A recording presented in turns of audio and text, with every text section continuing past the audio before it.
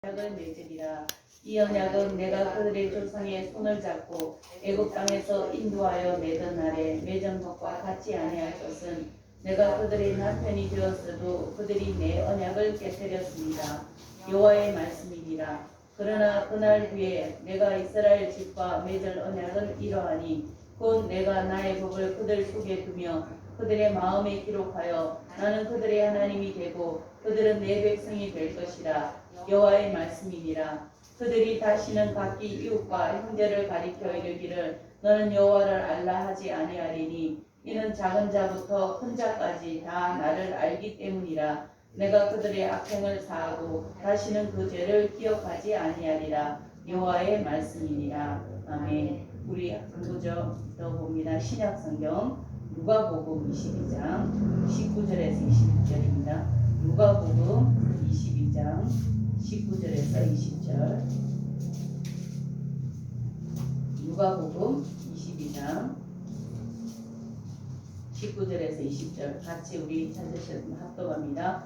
또 떡을 가져 감사기도 하시고 떼어 그들에게 주시며 이르시되 이것은 너희를 위하여 주는 내 몸이라. 너희가 이것을 향하여 나를 기념하라 하시고 저녁을 먹은 후에 잔도 그같이 하여 이르시되 이 잔은 내 피로 세우는 새 언약이니 곧 너희를 위하여 붓는 것이라. 아멘. 아멘. 잠깐 기도하고 말씀 나눕니다. 은혜로우신 아버지, 이 시간에 하나님의 말씀을 받습니다. 부족한 종이 하나님의 말씀을 들고 설지라도 성령 하나님께서 이 시간에 함께 강단에 서셔서 종의 생각과 사상들을 십자가 뒤로 감추시고 하나님의 음성만 대언할 수 있는 귀한 시간 될 수 있도록 도와주시옵소서. 우리 믿음의 권속들 말씀을 믿음으로 받는 귀한 시간 될 수 있도록 도와주시옵소서. 감사드리며 예수님의 이름으로 기도드립니다. 아멘. 할렐루야.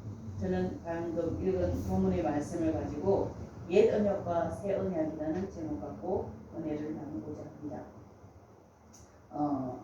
우리가 이제 예배 가운데 나아갈 때에 우리가 전심으로 우리 성도들은 비록 몇 명 되지 않지만 최선을 다했다 이러듯이 최선이지만 하나님께서 이 영혼들을 붙여주셔서 빈자리들을 채워주실 줄 믿습니다. 우리 하나님 앞에 나올 때 목사에게 예배하는 게 아니고 또 저거 하는 게 아니고 하나님께 드리는 예배잖아요. 그래서 우리가 전심으로 예배하면 하나님께서도 기뻐하실 줄 믿습니다.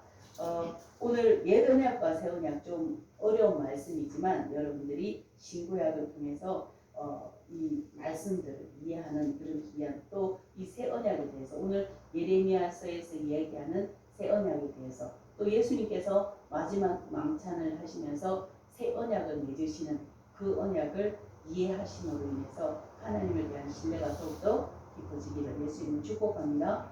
우리는 성경을 이해할 때 이론적으로 구약은 오실 메시아에 대해서 기록한 성경이다 이렇게 예언으로 이해를 하고 있고 신약은 오신 예수님에 대한 예언의 성취로 이제 예수님이 오실 것이라는 구약이 오실 것이라는 그 예언으로 되어 있다면 신약은 오신 예수님, 그러니까 구약이 성취된 예언의 말씀으로 우리는 이해를 하고 있습니다. 그리고 사도행전 이후부터는 다시 오실 예수님에 대한 예언의 말씀으로 이해를 하고 있습니다. 그런데 이런 이론적인 이해는 이렇게 우리가 이론적으로 알고 있는 이 이해를 오늘 본문의 말씀은 실제화를 시켜주고 있다는 거예요. 실제적으로 그렇구나.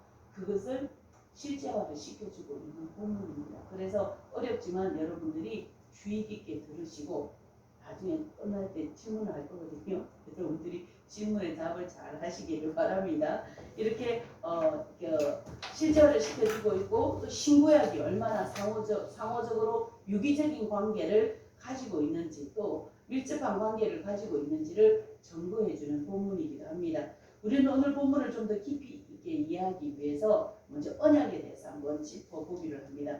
대부분 언약은 상호 동등한 입장에서 이렇게 약속을 맺는 것입니다. 이 약속과 언약이라는 것은 서로 비슷한 동등한 입장에서 언약을 맺는 것이 이렇게 대부분이지만 오늘 하나님과의 언약은 그렇지 않다는 것입니다. 왜 그러냐면 하나님이 절대적으로 불리한 언약이라는 것입니다. 왜냐하면 하나님께서 우리와 언약을 맺으시기 위해서 우리와 같은 위치로 낮아지셨기 때문에 그렇다는 것입니다. 그리고 또 하나님께서는 이 언약 관계를 통해서 취하실 것이 별로 없으십니다. 우리는 이 언약을 관계를 맺으심으로 인해서 하나님께서 우리에게 이 언약을 지키면 우리는 하나님께서 허락하시는 복록을 누리고 또 우리 영혼도 구원받는 그런 은혜를 누립니다. 그런데 하나님께서는 이 언약을 통해서 당연히 받으셔야 될 경배와 영광을 받으시는 것뿐입니다. 그러니 절대적으로 우리에게 편중된 그런 언약이 바로 이 하나님과의 언약이라는 것입니다.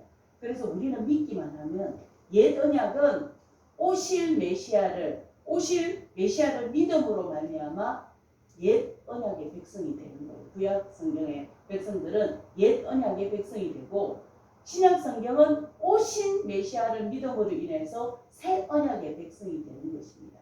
이것이 우리는 둘 다 믿음으로 말미암아 우리가 이 언약을 지킬 수 있다는 이 언약의 약속된 것들을 받아 누릴 수 있다는 그러한 장점이 있다는 것입니다. 이것은 하나님의 은혜로 특별히 돌보심을 받는 백성이 되고 또 구원을 받게 되는 그러한 우리에게 집중되어진 편중된 언약이라는 것을 우리가 알 수 있습니다. 그런데 그러니 하나님 입장에서는 유리할 것이 별로 없으시다는 것입니다. 그럼에도 불구하고 하나님이 우리와 이런 언약을 맺으신 것은 전적으로 하나님이 우리를 사랑하시는 용도 때문이라는 것입니다. 우리를 사랑하셔서 우리 죄악 가운데 두시지 아니하시고 이 죄악의 문제를 해결하시고 구원하시기 위한 전적인 하나님의 은혜에서 하나님의 사랑에서 비롯된 언약이 바로 오늘 이 언약이라는 것입니다. 그런데 이 한번 맺어진 언약이 그대로 굳혀진 것이 아니라 계속해서 이 언약이 갱신되어 오는 것을 봅니다. 왜 그러냐면 우리에게 좀 더 유리하게 이렇게 갱신되는 것을 보고 처음 우리는 한정되어 있기 때문에 하나님께서 끝에 끝까지 이렇게 같이 언약을 하시면 우리는 다 이해하지를 못해요. 그래서 하나님께서는 이 작은 언약에서부터 시작해서 또 다른 언약을 맺음으로 이 언약에 확장이 되어지고 갱신되어지고 또 이 언약에서 또 이 언약으로 갱신해 가심으로 변화되는 게 아니라 변질되는 것이 아니라 같은 언약이지만 점점점 확대되고 우리에게 유리되도록 갱신해 가시는 언약이라는 것을 우리가 알 수 있다는 것입니다. 오늘 예레미야 본문은 예언자를 통해서 구약의 선지자들이 갱신되어져서 온전한 새 언약에 갱신되어져서 온전하게 새롭게 갱신되어진 새 언약의 또 완성과 성취에 대해서 얘기를 하고 있고 또 누가복음은 이 새 언약의 중보자이신 예수 그리스도께서 새 언약을 맺으심으로 인해서 이 예언이 성취되는 장면들을 기록하고 있는 부분이라는 것입니다. 그렇다면 옛 언약으로 대표되는 6가지 언약과 각 언약들의 유기적인 관계들을 우리 한번 살펴보도록 하겠습니다. 먼저 하나님은 창조 이후 아담과 선악과를 통해서 하나님이 창조주이시고 우리가 피조물인 것을 언약하셨습니다. 그래서 이때는 아담이 선악과를 따먹을 수도 있고 따먹지 못할 수도 있는 그런 상태였죠. 그죠? 그래서 이 행위를 통해서 이 언약이 지켜지고 지켜지지 않는 그런 고난이 있었던 거예요. 그래서 이것을 행위 언약이다라고 얘기하는 거예요.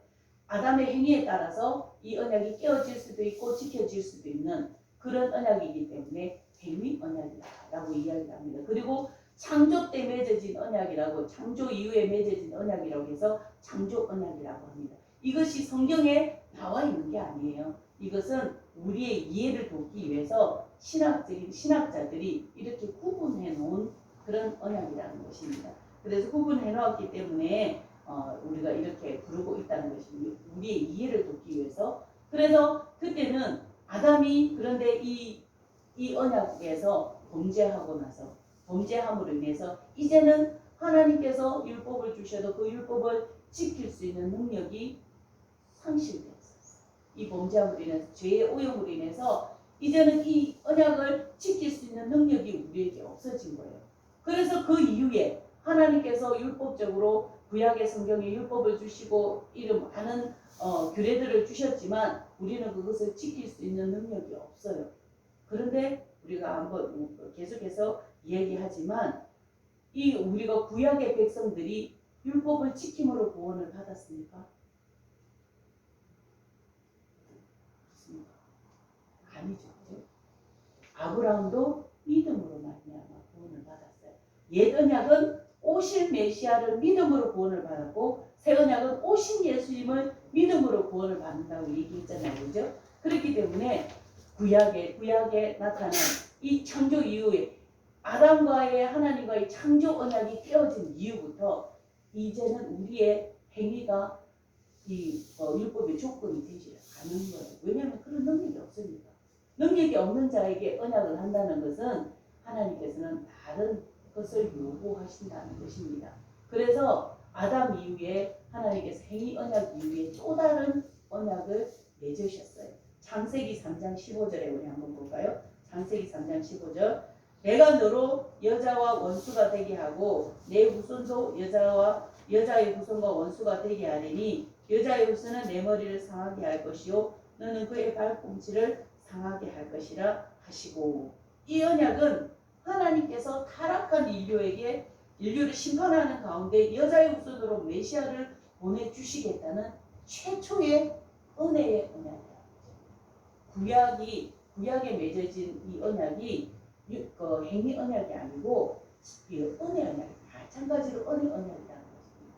최초로 이 아담과 이렇게 아담의 후손을 통해서 여자의 후손을 통해서 메시아를 보내주실 것이라고 하는 이 말씀이 이 언약이 최초의 은혜 언약이라는 것입니다. 이 은혜 언약이라는 것은 타락한 인류를 구원하시기 위해서 하나님께서 일방적으로 맺으신 언약이다. 우리에게 유리하도록 맺으신 언약이라는 것입니다. 그래서 이것을 최초의 은혜 언약이라고 이야기를 하고 있고 이것을 원래 최초의 오리지널 복음이라서 원복음이라고 이렇게 부르고 있다는 것입니다. 이렇게 그래서 아담과 이 언약을 이후에 행위 언약이 선악과 이후에 맺은 이 언약을 원복음이라고 하고 최초의 은혜 언약이라고 이렇게 부르고 있다는 것입니다. 그리고 두 번째는